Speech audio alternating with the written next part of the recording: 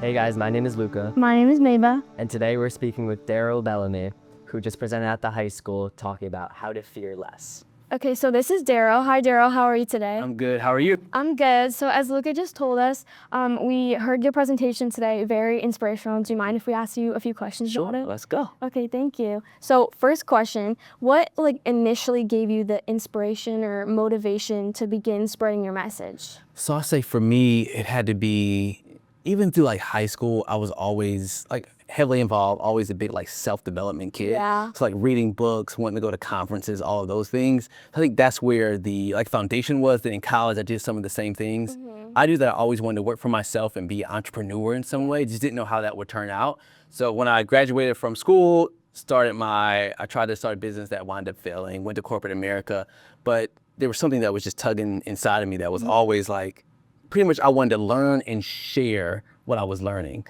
And that's been everything that I do is I learn something and I want to share it with people. Yeah. And the whole fear thing started the first time I ever collected fears from students. I don't know why I asked them to take out something to write with and actually share those fears. But when I got home and read those fears out loud, I was like, dang, these are really deep. Yeah. And that's the moment I was like, more people need to know that the fears that I'm reading, that they're not alone in their journey. So I would say that's been the journey. But, Thank you. You're welcome. Yeah, that's very inspirational. So, how has your goal for this project changed from when you started to present day? Ooh, good question. How has it changed? So when I first started speaking, I was speaking about 3 different topics, right? I would say fear. It was about the importance of planning ahead when students start. Always think about what the future looks like. And when I collected those fears the first time, and I started speaking about fear, it was all about fearless, be fearless. And people would come up to me every so often and was like, "Damn, what about courage?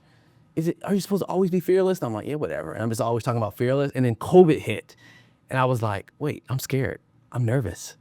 And then that's when I shifted to fear less. And that has totally just changed the way I speak about fear, talk about fear. And I feel like people connect with the message a little bit more now than when I was talking about just overall, without fear, just be fearless. So it's changed a lot. So from the beginning, it was fearless. Now it's fear a little less, all about courage and taking action through those things that make us nervous. That's great. I love that. So if you had to say throughout your entire experience interviewing people of varying ages, so from middle school to, you say earlier, adults, how have their differing perspectives on fear impacted your own viewpoint about fear?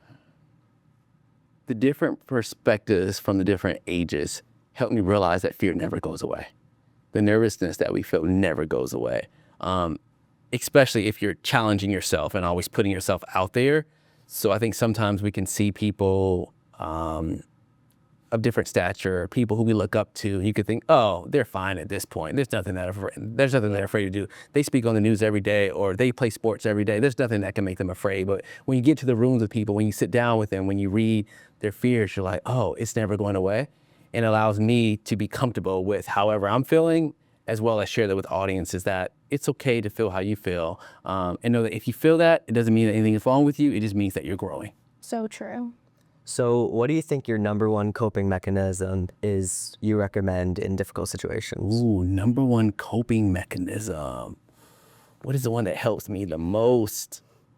I have these one-liners that I use all the time that I'm thinking to myself. Can I just name one?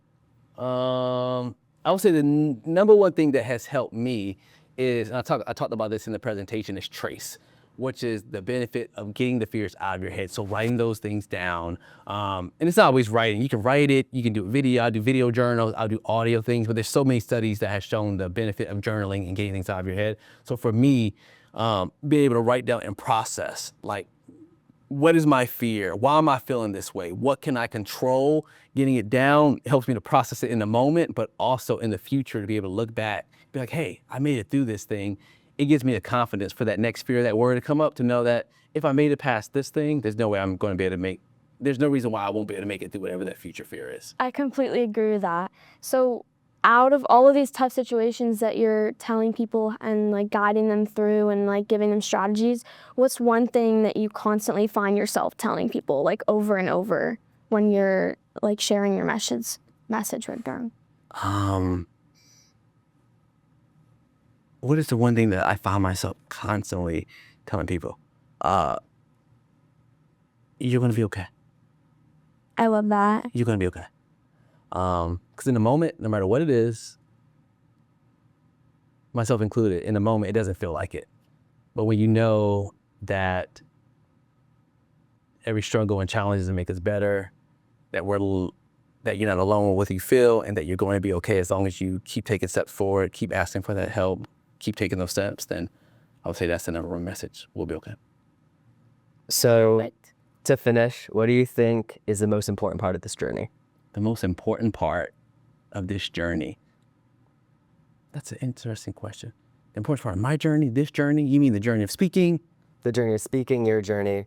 The most interesting part is being able to read people's innermost fears and thoughts, and realizing that I'm seeing the same things over and over again, which gives me comfort and gives people who's listening to me comfort, knowing that they're going to be okay. And how, repeat the question for me one more time. So what do you think is the most important part of this journey? Okay. I want to make sure I had it right. Is the interesting, most coolest part is reading a fear of like a 79-year-old and then reading the fear of like a 4th grader and seeing the same themes but different words, which helps me to realize that the fear is never going away. But it was just so cool because I started speaking to students first, and I started speaking to adults and educators, and you would think somehow that the fears would be different, but they're not really that different. They use different words, but the same core fears of judgment, uncertainty, pain, and loss are still those 4 common ones. So I think that's the thing that's the most interesting is the commonalities between all the fears and words. Yeah. Thank you so much for speaking with You're us today, coming Thank all the way you. out here. Thank It was you. really inspirational. Thank you. It was nice to meet you too. Nice to meet you as well.